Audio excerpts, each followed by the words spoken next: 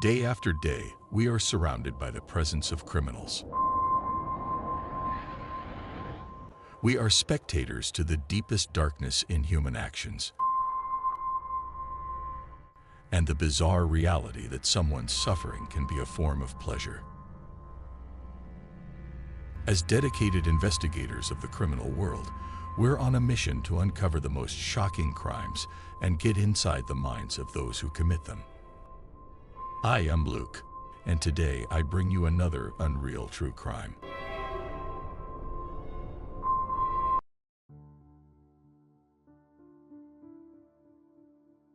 The sad story of Juliette Le Droumaguet.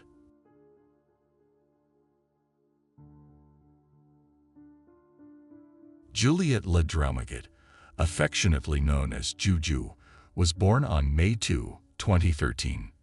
Her parents are Paraguayan Lilian Zapata and Frenchman Stéphane Le Droumaguet, who gave the little girl both nationalities. Charlotte, the couple's firstborn, completed their family. Eventually, the spouses divorced, and Lilian joined Rainer Oberber, a German citizen who had arrived in Paraguay just a year before to settle in the country. It was known that he had worked on projects or campaigns related to human rights in Europe. Juliette had microcephaly, a neurological condition that causes motor disabilities and cognitive developmental delays. The girl was described as a cheerful, affectionate, and lively child who enjoyed playing outdoors. From mid-March 2020, Juliette had been living on a farm in the city of Emboscada with her mother, sister, and stepfather. According to reports about the case, Rainer convinced his partner to settle there when the quarantine was imposed due to the COVID-19 pandemic. Everything seemed tranquil and almost idyllic in this corner of the country, but that calm was unexpectedly and dramatically shattered on April 15, 2020. On that day, little Juliette disappeared without a trace while on the property where, in addition to her family, there were 2 workers. According to information released by the Paraguayan newspaper ABC on the morning of April 16, when the local school director realized that one of his students had been missing since the previous morning, he notified the authorities. Immediately, officers from the police station of Emboscada went to the residence of the family. It was at that moment that the mother reported her daughter's disappearance. Lilian said that the 7-year-old, who had difficulty moving, and the cognitive development of a 3-year-old, had gone missing at around 9:30 in the morning, the previous day while playing in the gated complex where they lived, along with a pair of goats that were also missing. She explained that, as time passed without her daughter returning, she asked for help from some neighbors to search the property, but they were unsuccessful. The search operation was immediately launched, involving police officers with trained dogs and the participation of local residents.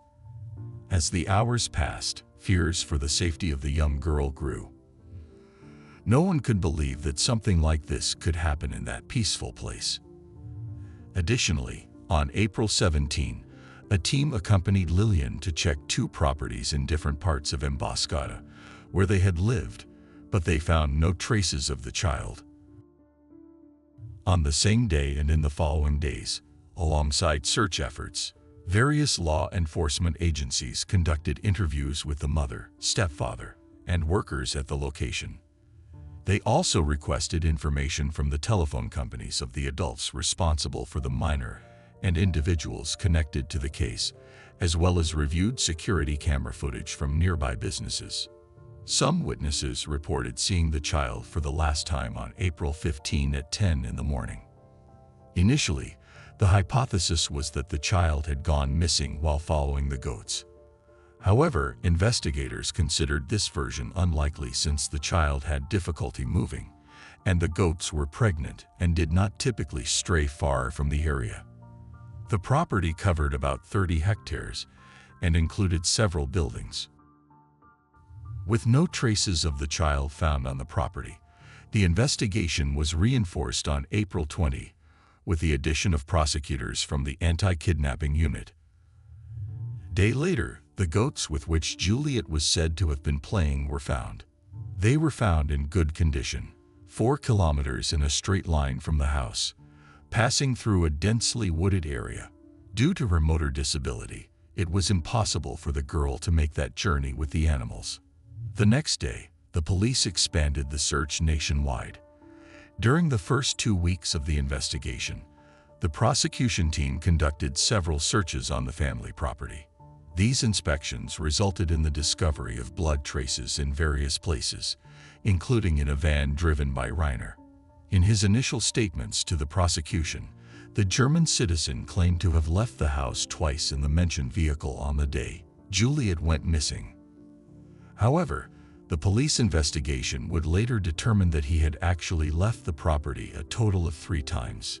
In addition to the forensic and technical work being done to determine Reiner's possible involvement in the disappearance, officials in charge of the case obtained relevant information during their interviews with various witnesses.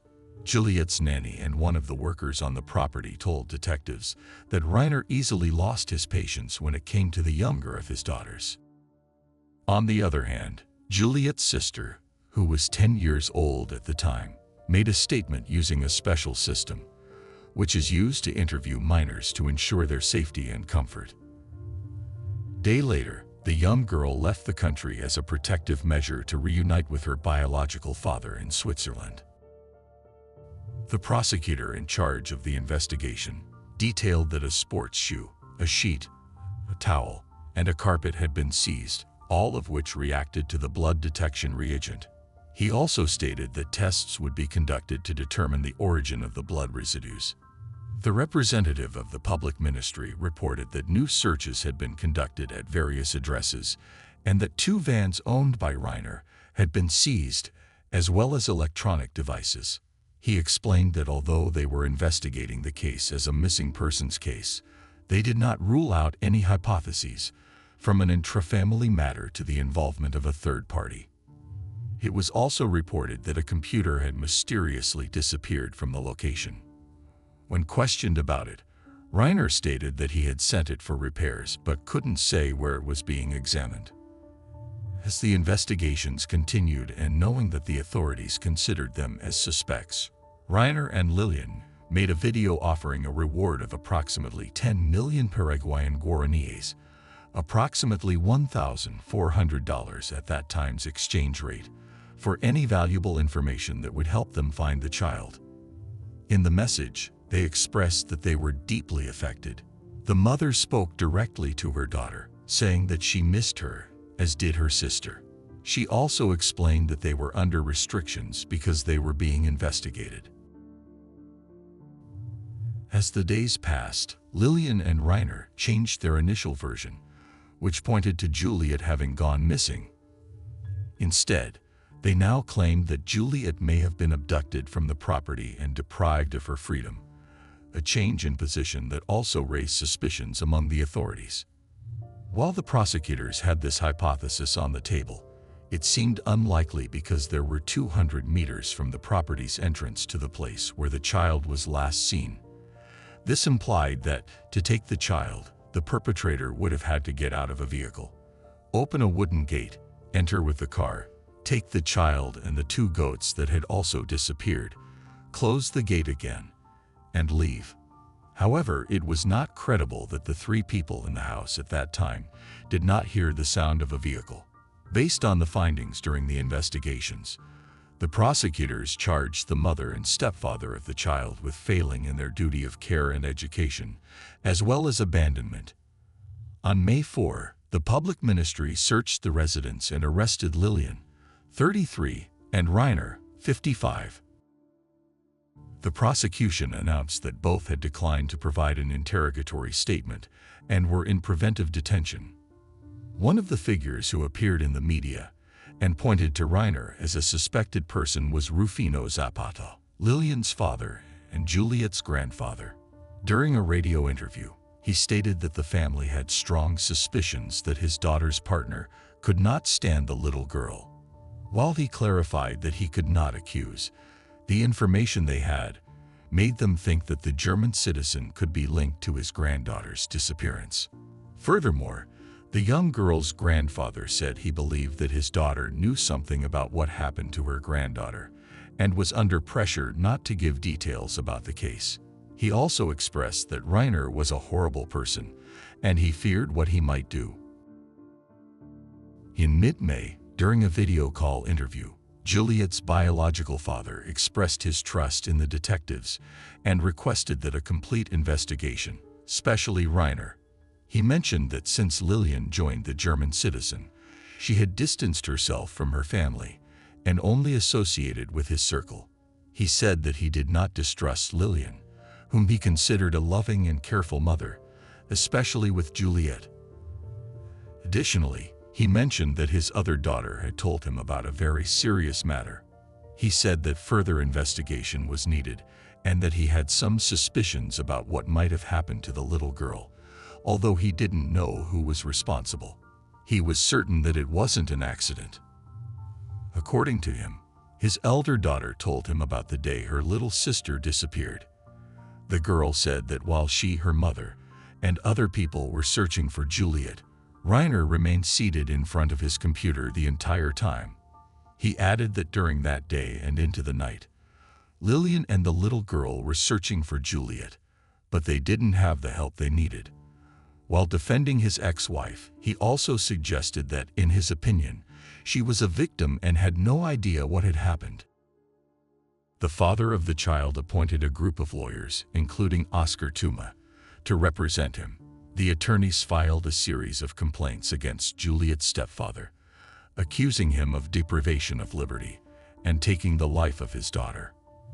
Oscar Tuma had collaborated several times with an organization which had been working since 2013 for the protection of children in Paraguay, especially those declared missing. Reiner insisted on his innocence, stating that he had nothing to do with Juliette's disappearance. On May 18, the police once again searched the Juliette family's property, but found no trace of the child. The police and the prosecution had already conducted a series of inspections, especially in places where German citizens who were part of Reiner's circle stayed. Electronic devices, closed-circuit recordings, and documentation were seized.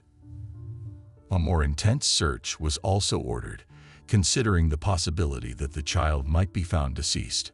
Some buildings were examined, and floors were lifted, but none of these efforts yielded results.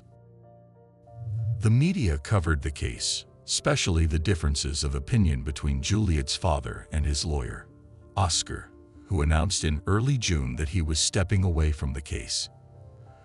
According to him, his job was to find the truth, but his client's demands would not allow it.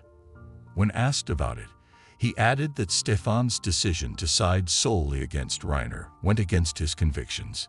The lawyer took the opportunity to explain that, in his opinion, all the pieces of evidence pointed to both of them as responsible for the child's disappearance. Despite intense efforts, the lack of results from the various actions undertaken caused frustration among both the investigators and the child's grandparents. However, as time went on, and based on information contained in various seized devices during searches, detectives made discoveries that changed the course of the investigation. On July 23, the prosecution expanded the charges against Juliette's stepfather to include possession of child sexual content. In a press conference, the investigators revealed that, after analyzing 80,000 photographs contained in the seized electronic devices, they found adult material and intimate images of Juliette and her sister. According to the prosecutor, they had indications that the stepfather of the minors had captured the images. The established truth concept dictates that the person who took the photograph is considered the alleged perpetrator. This was articulated in the reasons for the charges against Reiner, as the images were found on his cell phone. Early the following year, the prosecutor in charge of the case declared that the investigation into Juliette's disappearance was getting closer to the truth. However, 2 months later, the case remained unsolved, and a decision by the main suspect came as a surprise. On March 17, 2021, The child's stepfather offered 350 million Paraguayan guaraníes, approximately $44,600 at the exchange rate of that time, for information about Juliette's whereabouts. Through the lawyers who made the announcement, Rayner insisted on his innocence and claimed that he or the kidnappers of the child could have entered the property through the rolling gate or from the neighboring property. On that occasion, he defended the mother of the missing child, who was also being held against her will, and criticized the justice system, stating that he never imagined that the truth could be suppressed for so long and that judges and prosecutors were trampling the law. The following month, just before entering a hearing to provide an interrogatory statement, the German man made statements pointing to Rufino, Juliette's grandfather, and urged journalists to investigate his partner's father. "If you want to investigate a bit, I'll give you a clue. Approach or ask Juliette's grandfather, who always says he knows more. And maybe he does know more than he says. And all I can tell you is that angels will become demons, and demons will become angels," he said. Rufino reacted to the accusations made by the main suspect in the case, stating that these accusations were part of a strategy by the lawyers. He also called on the prosecutors to follow him wherever they wanted and reiterated that his family was available for cooperation. In that context, he also mentioned that he had lost contact with his daughter months ago and emphasized that, in his opinion, she must know something about what happened to his granddaughter. While awaiting trial, an appeals court granted Lilian limited freedom of movement. On September 24, 2021, Lilian Zapata was sentenced to 6 years in prison for failing in her duty of care and abandonment of her daughter. Despite the guilty verdict, she remained free pending the confirmation of her sentence. In the case of Rayner, unlike his partner, he was acquitted of these same charges. The court believed that he had no involvement in the act of abandonment. However, he still faced charges related to the possession of sexual content involving minors. Only 2 months later, on November 9, Lilian was once again sentenced. She was given an additional 2 years of imprisonment with the suspension of the sentence's execution, after being found guilty of contempt of a court order. The November ruling came in response to her refusal to undergo a DNA test, which was intended to determine if the blood traces found during the investigations matched the child. She also rejected a toxicology test that aimed to determine if she consumed narcotics. "I don't know. The prosecution never informs me of anything. They never communicated with me. From jail, I did everything for them to investigate, even sent a letter to the French embassy. All I ask is that they search for and find my daughter." Lilian refused, arguing that it was her body, and she wouldn't give consent for the tests. Before the end of 2021, the court revoked the decision to keep Rayner in preventive detention. The verdict established that the public ministry did not find sufficient evidence to incriminate him, absolving him of all guilt and penalty. In an unexpected turn of events, a video posted on a popular social network on May 31, 2022, showed a girl on the streets of Ecuador who appeared to have the same characteristics as young Juliette. The recording was apparently made in public by 2 foreigners. When asked about it, officials from the public ministry confirmed that the girl in the video seemed to be Juliette, but provided no further details to protect the ongoing investigation. Nevertheless, it was announced that a technical verification of the content and origin was being conducted. This information led Stefan to request a copy of the Swiss documents to travel to Ecuador to verify if the girl in the video that circulated on social media was Juliette. His request led to an incident at the airport, during which his older daughter, after visiting her mother in Paraguay, was detained by airport authorities when she was about to return to Europe. It was reported that officials found her missing sister's documents among the girl's belongings. As a result, the girl missed her flight, but there were no other reported consequences. In a new chapter of this case, judge ordered the capture of Lilian, to enforce the prison sentence imposed in 2021 for the charges of violating her duty of care and abandonment. On August 16, 2023, Juliette's mother appeared before the court and requested the postponement of her imprisonment, invoking a provision in the Penal Code that allows the postponement of the sentence for mothers of children under 1 year old.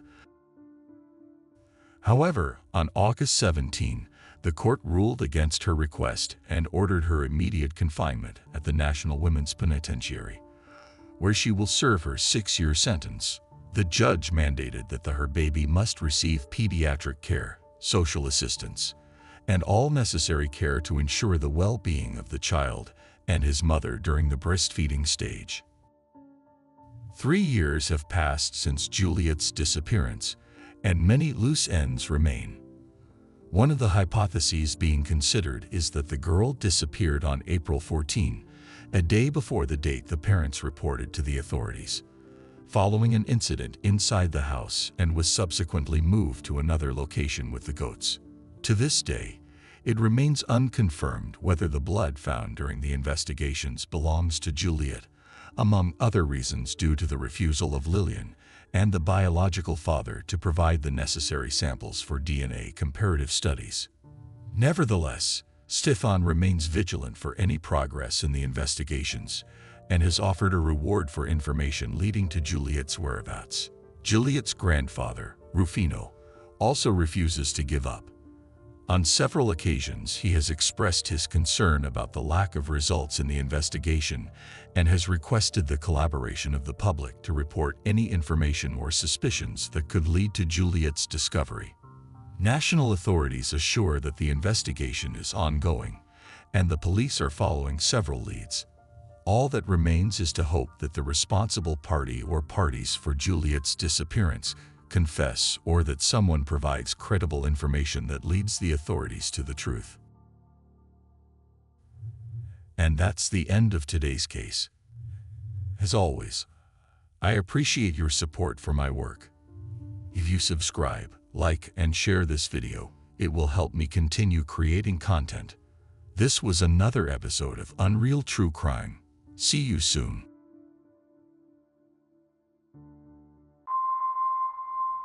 Day after day, we are surrounded by the presence of criminals. We are spectators to the deepest darkness in human actions and the bizarre reality that someone's suffering can be a form of pleasure. As dedicated investigators of the criminal world, we're on a mission to uncover the most shocking crimes and get inside the minds of those who commit them. I am Luke, and today I bring you another Unreal True Crime.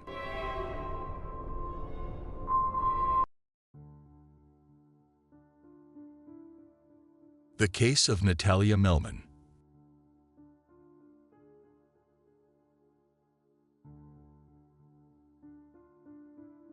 In the heart of Buenos Aires, Argentina, a vibrant soul named Natalia Melman came into the world on the 13th of March in the year 1986. She was the third child in a family of 4, comprising 2 boys and 2 girls, born to the loving couple of Gustavo and Laura.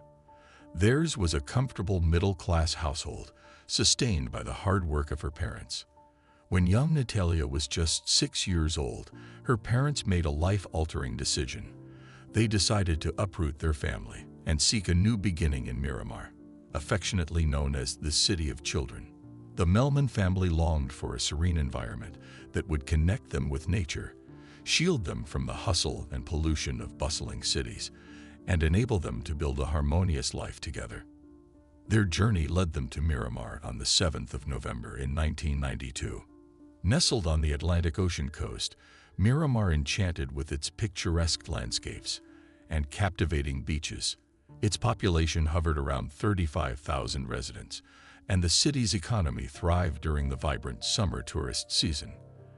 Agriculture and agro-industry played significant roles. As the year 2001 dawned, Natalia found herself immersed in her studies at high school. She was a brilliant student, consistently achieving top-notch grades. However, Her commitment to academics did not hinder her sociability. Among her peers, she was celebrated for her infectious cheerfulness and outgoing nature.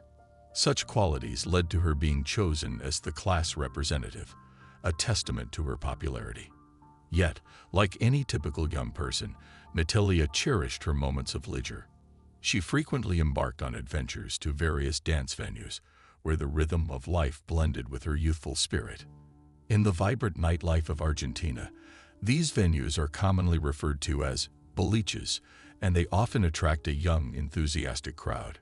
Natalia, a bright and determined young woman, had a clear sense of how to balance her pursuit of fun without compromising her aspirations. She was deeply committed to her responsibilities and had her eyes set on a future that held a special place in her heart.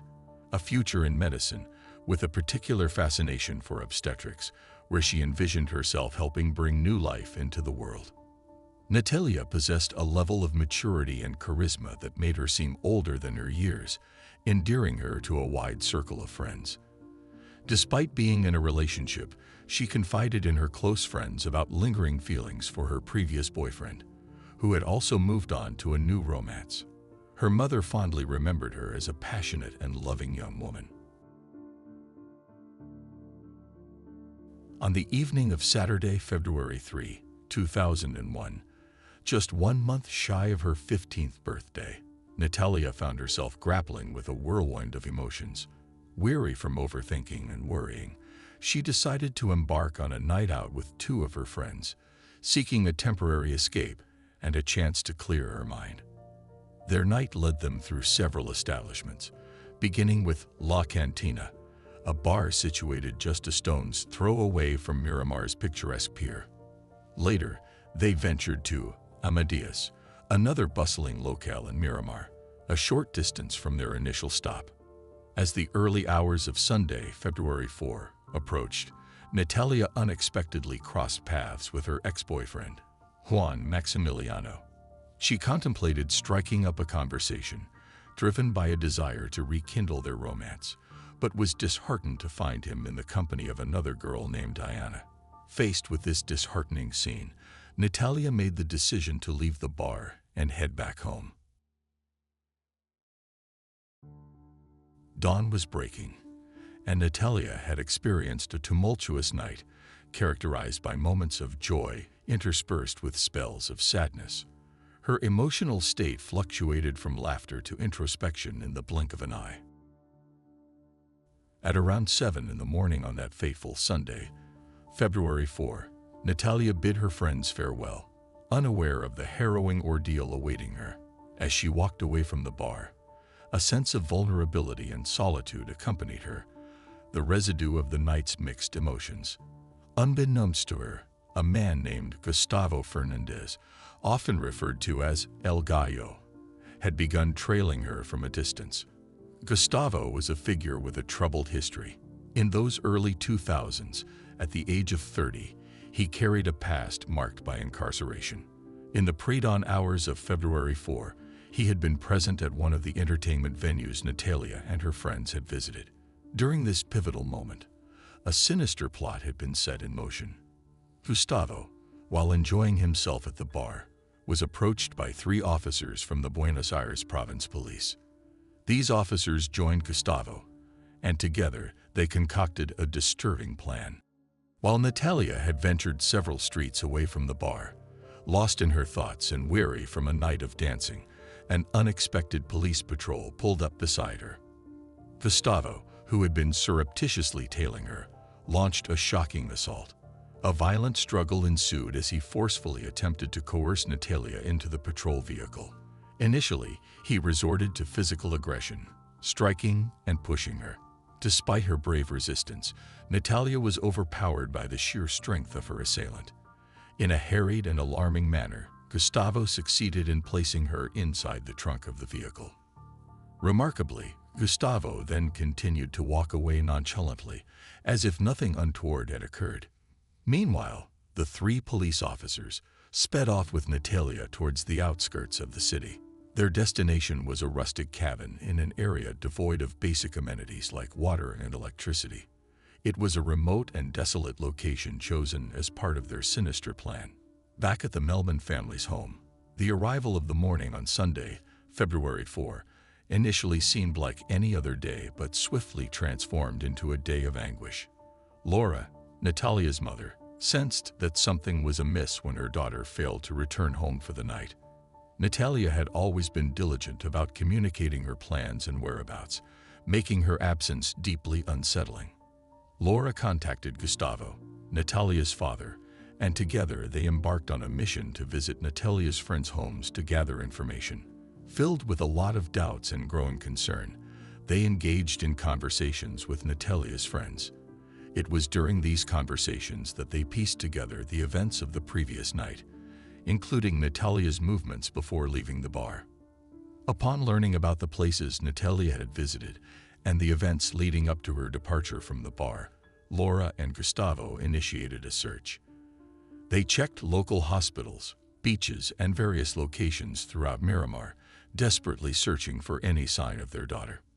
However, their efforts yielded no results, and as night descended, they were left utterly distraught and without any clues regarding Natalia's whereabouts. In their mounting despair, Natalia's parents made the heart-wrenching decision to report her as missing. When they reached out to the authorities, the officers they encountered classified the incident as a case of a runaway from home rather than a disappearance. This unusual turn of events marked the beginning of a series of suspicions and irregularities that would soon unfold. Gustavo and Laura couldn't bear to think in the worst possibilities, but the unnerving silence from Natalia confirmed that she was being prevented from reaching out to them. Natalia's disappearance was far from a voluntary act on her part. The initial response from the police raised eyebrows due to their apparent lack of urgency in the case. By February 5th, local media outlets had started featuring Natalia's face, and soon, national media joined the coverage, all reporting on the young girl's disappearance. As Natalia's family and friends tirelessly sought answers, witnesses gradually emerged, confirming they had seen Natalia leaving the bar, with Gustavo following her as she moved away. Simultaneously, in a show of support for the family and concern for Natalia's welfare, the Miramar municipality provided Laura and Gustavo with an office space. At that point, they lacked even a telephone to gather information about their daughter. This space became a hub for people to share leads and provide crucial details regarding the case. Laura and Gustavo were determined to uncover the truth surrounding their daughter's disappearance. The office's glass front was covered with posters bearing Natalia's face, serving a dual purpose: to keep their daughter's image at the forefront of everyone's minds and to ensure the confidentiality of those coming forward with information. In the days following Natalia's disappearance, extensive search efforts spanned various areas of Miramar and even extended to Mar del Sur, a locality approximately 20 kilometers away, based on reports of Natalia being seen in the area. The police conducted various operations, interviewed potential witnesses, and established traffic checkpoints, but regrettably, these efforts bore no fruit. Simultaneously, rumors began to circulate, suggesting possible police involvement in Natalia's disappearance. The police investigations extended to another coastal area in the Buenos Aires province, as suspicions grew around certain police officers' roles in the case. Gustavo, initially a witness, gradually faded from his usual places of visit, eventually disappearing entirely. This development frustrated the Miramar community and deeply distressed Natalia's parents. They felt betrayed and couldn't comprehend how the prime suspect in their daughter's disappearance had managed to escape scrutiny. Days turned into weeks, and the official authorities remained tight-lipped, prompting the community to express their dissatisfaction. A series of protests erupted, demanding answers regarding Natalia's case.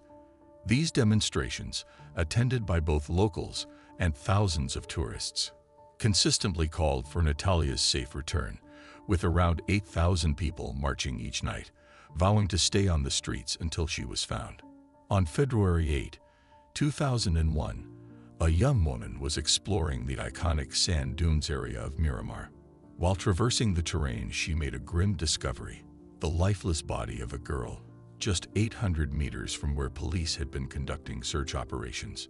The girl's remains were in an advanced state of decomposition and partially covered by clothing. Visible signs of abuse and indications of forced intimacy were evident. A cord was found around her neck, suggesting strangulation. While it was presumed to be Natalia, local forensic authorities had to confirm her identity. Gustavo, Natalia's father, had been away, seeking tracking dogs to aid in the search for his daughter. He learned of the discovery through television news, and the shock and grief were nearly unbearable. Meanwhile, a local resident reported his attempts to search the area near the discovery but was thwarted by the police. His suspicions of police misconduct deepened when he realized that the body had been found near the location where officers had barred his return to the area. The discovery of Natalia's body ignited public fury in Miramar, exacerbated by suspicions of police involvement. This anger escalated into violence, resulting in significant damage to the police station. The case's prominence compelled government authorities, including Minister of Security and the President of Argentina, to remove the initial lead investigator in Natalia's case from his duties. As more details emerged, it was revealed that Natalia's body had been found lying face up, bearing signs of severe brutality, including burns on various body parts and evidence of forced encounters with multiple individuals. Forensic analysis revealed genetic material from 5 different men, and her resistance was evident beneath her fingernails, indicating a fierce struggle. Authorities confirmed that Natalia had been held captive for several hours and that her pleas for release had been ignored. Following her death, it was presumed that her body had been kept in the same house where the events occurred for 4 days before being transported to the dunes, where it was ultimately discovered. Given the irregular conditions of the case and the alleged police cover-up reported by the family, it wasn't until September 2002 that the trial took place. 3 out of the 5 murder suspects, the police officers Ricardo Suarez, Oscar Echenique, and Ricardo Anselmini, were brought to trial, along with a 4th individual, Gustavo Fernandez, who was identified as the one responsible for handing Natalia over. In mid-October of the same year, the Second Criminal Oral Court of Mar del Plata established the guilt of the 3 individuals through skin, saliva, and pubic hair samples. Additionally, traces of soil found on Natalia's shoe were deemed consistent with the soil from the remote house, serving as evidence in the trial. The court sentenced the police officers Oscar Echenique, Ricardo Anselmini, and Ricardo Suarez to life imprisonment with additional penalties, considering them co-authors of the crimes of aggravated illegal deprivation of liberty, aggravated sexual abuse, and triple qualified homicide with cruelty, treachery, and in collusion with 2 or more persons. Gustavo El Gallo Fernandez was also sentenced to 25 years in prison. There was a law in effect during the time of Natalia's kidnapping and murder that led to further reductions in the sentences of those responsible for the teenager's homicide. They once again sought the benefits of temporary releases, and remarkably, their requests were granted once more, every 15 days, twice a month, and for 12 hours each time. Ricardo, and Oscar could leave prison and return to their homes. During one of these instances when he was free, Ricardo unexpectedly encountered Laura in a supermarket. Overwhelmed by anger, she shouted at him repeatedly, labeling him a murderer, but he simply responded with a smile.